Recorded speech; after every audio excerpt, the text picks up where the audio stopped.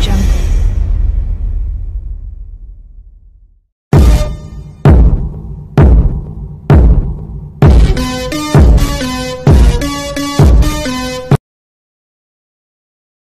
Shalom, soyez tous salués dans le puissant nom de notre Seigneur Jésus. Comme je le dis toujours, c'est le nom qui a été donné au-dessus de tout nom. Et ce n'est qu'au nom de Jésus qu'un homme peut être sauvé. Alors, celui qui dit qu'il croit en Jésus, il doit prendre son baptême au nom de Jésus.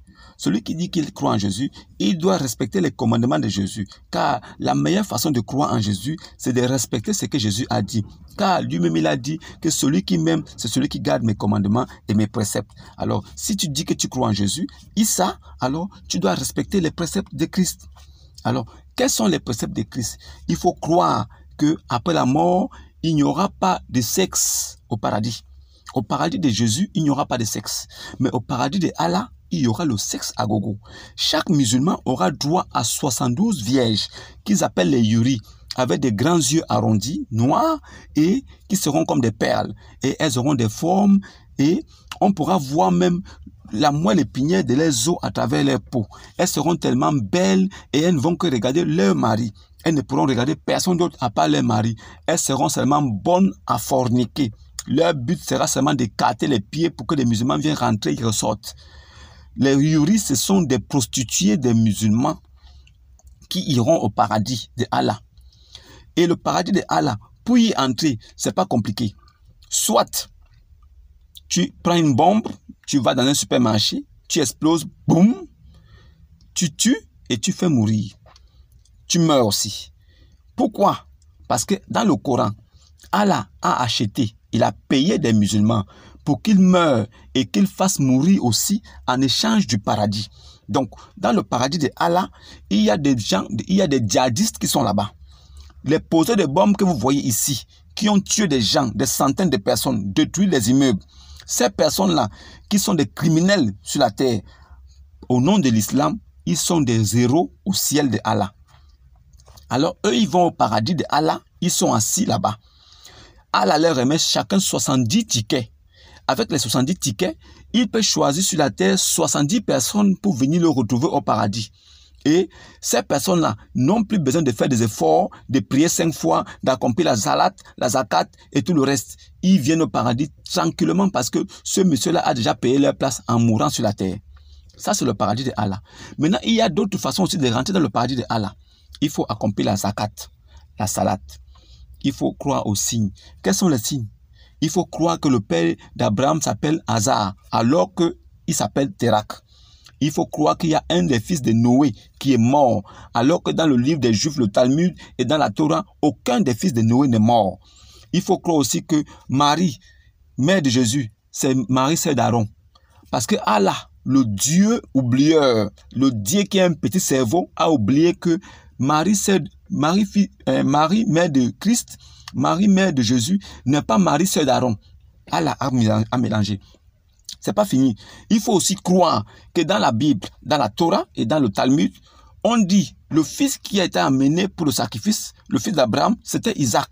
Et dans ce même livre, on dit que la promesse a été faite à Isaac et que le fils de la promesse devait être Isaac. Abraham, Isaac, Jacob. Abraham, Isaac, Jacob. Non, dans le Coran, ça change. On dit Abraham, Ismaël et Isaac. Donc, Abraham, Ismaël et Isaac. Alors, il faut pouvoir croire en ces bêtises. Il faut pouvoir accepter ça, sans rien dire. Parce que le Coran, lui-même, il confirme. Le Coran confirme que c'est le livre de Satan. Pourquoi? Parce que dans le Coran, il y a des musulmans qui sont des démons. Il y a des démons qu'ils appellent des djinns qui ont accepté Allah, qui ont écouté la lecture du Coran et ils sont devenus musulmans. Donc, il y a des musulmans qui sont des démons et il y a des démons qui sont des musulmans. Comment est-ce qu'une religion peut accepter des démons? Comment est-ce que des démons peuvent se convertir à une religion de Dieu? Comment Dieu, qui a dit que les démons ont été créés pour le mal et le jour du malheur, comment ces démons, qui sont des ministres de Satan, peuvent être des hommes au paradis avec des musulmans? Ça aussi, c'est à savoir. Ça veut dire que le Coran est un livre du diable. Comment vous pouvez l'écriture? Regardez bien. On écrit Allah. Comment on écrit Allah? Comment écrit-on Allah? Allah s'écrit, c'est un serpent ancien avec une couronne et une épée. Comment Dieu peut être déterminé comme un serpent avec une couronne et une épée. Comment ça? Alors, si tu es musulman, sache qu'au paradis, tu auras 72 vierges avec qui tu pourras coucher incessamment. Et le vin qu'on t'interdit sur la terre, tu auras ce même vin là-bas en rivière. Des rivières de vin, de vigne. Pour des musulmans qui ont accepté Allah sur la terre, qui ont marché et qui ont pu aller au paradis par des bonnes œuvres. Il n'y a que en l'islam qu'on peut aller au paradis par des bonnes œuvres. Alors que Jésus a dit qu'aucun d'entre vous n'accédera au paradis par ses bonnes œuvres. Ce n'est que la grâce qui peut sauver.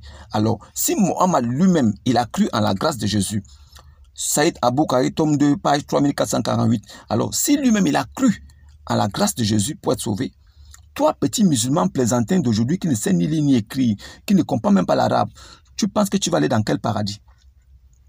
Tu penses que tu vas aller dans quoi? Tu penses que tu vas aller au paradis par tes bonnes œuvres parce que tu as partagé le gnomi avec lait, tu as partagé le lait caillé avec le bissap. Tu penses que tu vas aller au paradis comme ça? C'est pas possible. Tu n'iras nulle part si tu ne crois pas en Jésus. Alors, si tu dis que tu crois en Jésus, tu dois prendre ton baptême.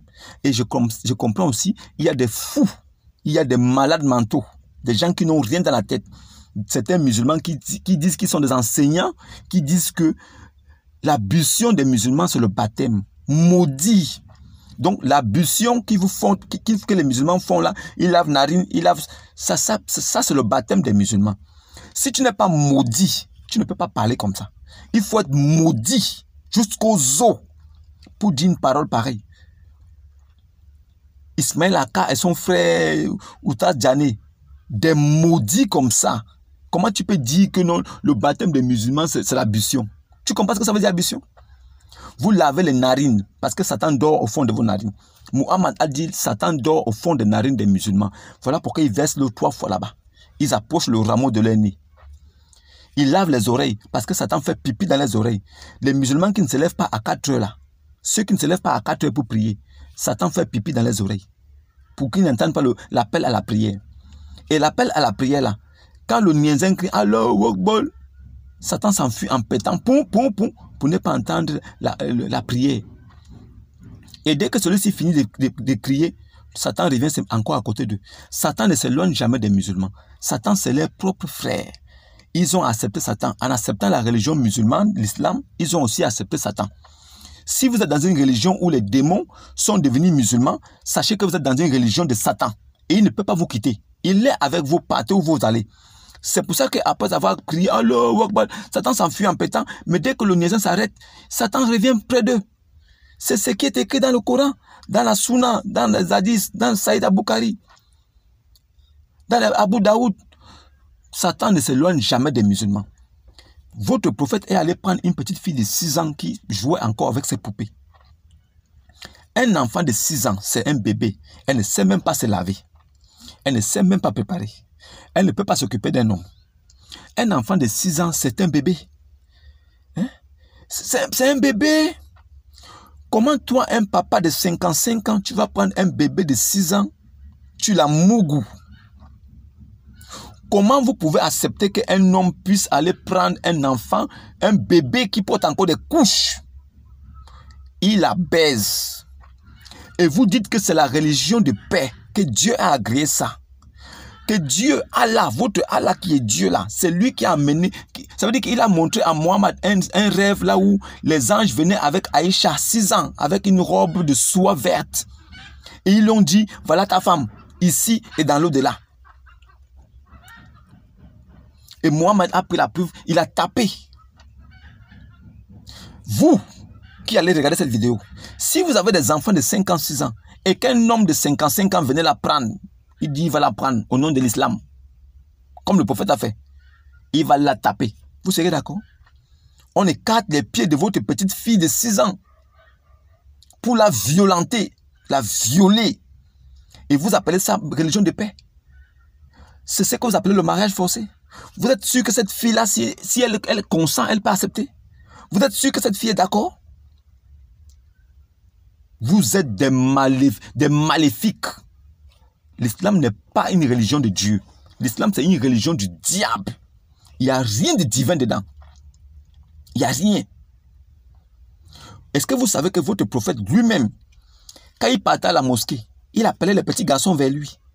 Et quand le petit garçon venait à lui, il collait sa bouche avec la bouche des petits garçons. Il suçait la langue des petits garçons. Comment un prophète de Dieu peut sucer la langue des petits garçons? Et il dit que non, en faisant ça, il bénit l'enfant là pour que rien de mal ne puisse l'arriver. Il jouait avec les lèvres, il suçait les lèvres des petits garçons. Un homme comme ça, vous le suivez. Vous devez faire la même chose avec vos petits garçons à la maison. Voilà pourquoi Allah lui-même, il est pervers. Lui-même, son prophète pervers. Et la plupart des musulmans arabes sont des pervers. C'est pour ça que toi, musulman noir, tu es un esclave d'un musulman blanc. C'est pour ça qu'en Libye, ils vous vendent. Toi, musulman noir, tu vas en Libye, tu te fais vendre en esclavage. Tranquille. Et Allah consent. Allah agresse ça. Parce que tu es un noir voué à l'esclavage sur la terre et dans le au-delà. Il n'y a qu'à l'islam. Là où Muhammad a de sa propre bouche a dit que l'homme noir ressemble à Satan. Il appelait les gens pour aller voir un monsieur qui était noir, costaud, avec les longs cheveux. Il disait que celui qui n'a jamais vu Satan n'a qu'à aller voir le monsieur là. Voilà Satan qui est là. Muhammad a traité l'homme noir de Satan, de Belzébuth, d'Iblis. Donc nous, les noirs, nous sommes Satan. Nous sommes la représentation de Satan. C'est pour ça qu'il nous prenait comme des petits démons et il nous mettait en esclavage. Parce que pour lui, les démons doivent être des esclaves. Et vous, noirs, vous suivez un tel monsieur. Vous n'avez même pas la sagesse nécessaire pour pouvoir savoir comment il vivait. Ce qu'il a fait. Quelqu'un qui se baladait toujours avec des habits couverts de gouttes de sperme. Un homme qui avait toujours des gouttes de sperme partout sur son habit. Il allait même prier à la mosquée avec ses boubous avec des spermes dessus. Mais d'où venait ce sperme-là qui était partout sur lui? Aïcha confirme toujours ça.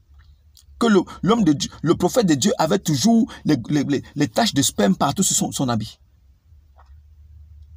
Pervers narcissique. Il a prédit la fin du monde 100 ans après sa vie. Il a dit, après la prière de Al-Adama, il dit, regardez, parce qu'il a présidé cette prière-là. Donc après la prière, il dit, regardez cet enfant qui est là-bas. Il pointait du doigt un enfant de moins de 10 ans. Il dit, cet enfant-là, avant qu'il ait 100 ans, la terre aura disparu, tout sera fini, et Jésus, fils de Mariam, le Messie, reviendra pour juger l'humanité. Nous sommes en 2023. L'an 700, jusqu'à aujourd'hui, il y a presque 1400 ans, la fin du monde n'est pas arrivée. Lui là, c'est un prophète de Dieu. Lui là, c'est un prophète de Dieu. Vous le suivez. Vous le suivez. Celui qui a dit que la terre a été créée comme un tapis roulé. Et que comme le tapis bougeait comme ça, Dieu a créé les montagnes pour pouvoir stabiliser le tapis. Aujourd'hui là, quand vous faites les sciences, la terre est plate ou bien la terre est ronde. Vous suivez qui? Réveillez-vous. Ce gars n'est pas un prophète. Je suis 1000 fois plus intelligent et sage que lui. Il n'avait rien d'un prophète. Rien du tout. Il est mort empoisonné. C'est le poison qui l'a tué. Allah n'a pas pu le protéger. Vous suivez qui? Vous suivez Muhammad? Celui qui a dit qu'il faut que vous nettoyez vos anus avec 3 cailloux. Quand vous chiez, quand vous finissez de faire popo, de faire caca, il faut nettoyer vos anus avec 3 cailloux. Il a dit ça. Pourquoi vous ne nettoyez pas vos anus avec 3 cailloux? Pourquoi vous les musulmans, vous ne nettoyez pas votre anus avec 3 cailloux? Pourquoi? Pourquoi vous ne faites pas ça? Quelqu'un qui dit que la bénédiction se trouve dans la nourriture. Il dit, vous ne savez pas là où Dieu a mis la bénédiction, dans le plat. C'est-à-dire que quand on te sert un plat, dans le plat, il y a la bénédiction quelque part, mais tu ne sais pas. Maintenant, pour que tu ne puisses pas la perdre, il faudrait que quand tu finisses de manger, tu lèches le plat et tu lèches tes doigts. Maintenant, si tu ne peux pas toi-même lécher tes doigts et que tu as envie de faire une faveur et donner la bénédiction à quelqu'un d'autre, alors tu appelles quelqu'un, tu dis, tiens, voilà mes doigts là, lèche ça pour ça propre. Maintenant, la personne va lécher tes doigts parce qu'il ne sait pas là où la bénédiction peut être cachée. La bénédiction peut être ici, peut être là, peut être là. Donc, il faut lécher les doigts pour que tu ne puisses pas perdre la bénédiction. Celui qui va nettoyer sa main dans une serviette, alors la bénédiction peut se perdre dans la serviette et le diable va venir dérober ça. Un homme comme ça, vous le suivez. Vous avez même quoi dans la tête, les gars? Qu'est-ce qui ne va pas chez vous, musulmans? Hein? Qu'est-ce qui ne va pas chez vous? Vous faites quoi là? Vous êtes en train de faire quoi? En ce moment, vous faites quoi? Le jeûne de quoi? Est-ce que Moussa vous a demandé de faire ça à sa place? Moussa était dans la présence de Dieu. Moïse était dans la présence de Dieu. C'est Dieu qui a appelé Moïse. Alors, étant dans la présence de Dieu, il ne pouvait avoir ni faim ni soif. Vous n'êtes pas dans la présence de Dieu. Dieu ne vous connaît même pas. Vous décidez un matin comme ça, vous dites que vous déclenchez, que vous commencez le jeûne. Est-ce que c'est Dieu qui vous demande de faire ce jeûne-là? Dieu vous a parlé quand pour que vous vous levez pour aller faire ce jeûne? Il vous a parlé quand? Vous vous levez de votre propre gré, vous dites que vous allez faire le jeûne. Et quel jeûne? Un jeûne de tricherie. Vous allez vous asseoir, vous mangez le matin toute la nuit, jusqu'au matin à 4h, 5h. Vous avez des gros ventres remplis de myomi, de lait, de lait caillé, de tout. Vous restez maintenant dans la journée comme ça avec votre gros ventre. Jusqu'à 18h, vous mangez encore et vous dites que vous êtes en jeûne. Vous privez donc à quelle heure? Vous torturez votre corps à quelle heure? Si vous n'avez pas faim, puisque votre ventre est plein, même Allah du haut de son ciel pourri, il vous voit avec vos ventres pleins, il sait que vous avez mangé. Il sait que vous n'êtes pas affamé. Vous n'êtes pas affligé. Vous crachez partout. Vous crachez ici. On vous dit le jeûne là, rien ne sort du corps, mais rien ne rentre aussi. Donc, ce que tu as comme salive là, avale ça. C'est ce qui doit rentrer dans ton corps qui peut être un problème. Mais si tu ne veux pas, ta salive là, avale ça. Pourquoi tu craches partout, tu indisposes les gens? Pourquoi vous indisposez les gens? Parce que vous voulez montrer que vous êtes en jeûne. Vous pensez que ça arrange tout le monde? On vit dans une société où il faut respecter les autres. Tu penses que ta salive que tu vas cracher devant moi là, c'est une bonne chose pour moi? Qui t'a dit que ton jeûne me concerne? Ton régime alimentaire que tu fais là, qui t'a dit que ça a quelque chose de spécial? Qui vous a dit que ça a quelque chose de spécial? Qui vous a dit ça? Il n'y a rien de spécial dans ce que vous faites. Vous faites juste un régime alimentaire. Et d'après l'expérience que j'ai, c'est le moment où vous mangez le plus dans le monde. C'est le moment où vous mangez le mieux dans le monde. Alors, vous commencez un jeûne, au lieu de vous priver pour que vous puissiez souffrir, c'est le moment où vous mangez mieux et plus. Et vous dites que vous avez fait un jeûne à Allah. Vous trompez vous-même. Vous vous trompez vous-même. Ce n'est pas un jeûne ça. C'est un régime alimentaire. Il n'y a rien de bon dedans. Je ne peux pas suivre ça. Et d'abord, même quand je vous vois avec ça, je me dis, vous foutez des gens, quoi. Vous ne pouvez pas vous foutre de moi. Moi, personnellement, vous ne pouvez pas vous foutre de moi. Je vous connais. Je connais votre livre. Je connais votre livre de fables. Dans ce livre, il n'y a pas la vérité. Le Coran, c'est le livre des démons. S'il y a un livre là où un démon devient musulman, un démon devient croyant, et il ira au paradis, celui qui reste là-bas, il va aller où? Donc tu vas partager un paradis avec des démons. Tu seras assis dans ton coin avec tes 72 vierges. Le démon aussi sera assis là-bas, un démon garçon, il sera aussi assis là-bas avec ses 72 vierges aussi. Tu tapes, il tape. Tu bois ton vin, il boit son vin. Vous vous regardez. La belle vie, le boxon, un paradis pornographique. Allah va créer un paradis pornographique. Vous avez fini d'embrasser Caillou Noir ici. Mais avant d'aller dans ce paradis-là, vous allez d'abord partir par l'enfer. En enfer là-bas, Allah va d'abord peser vos péchés. Il va voir si tu as fait bonnes œuvres ou bien tu as beaucoup péché. Maintenant, si tu as beaucoup péché, tu vas rester là-bas agenouillé.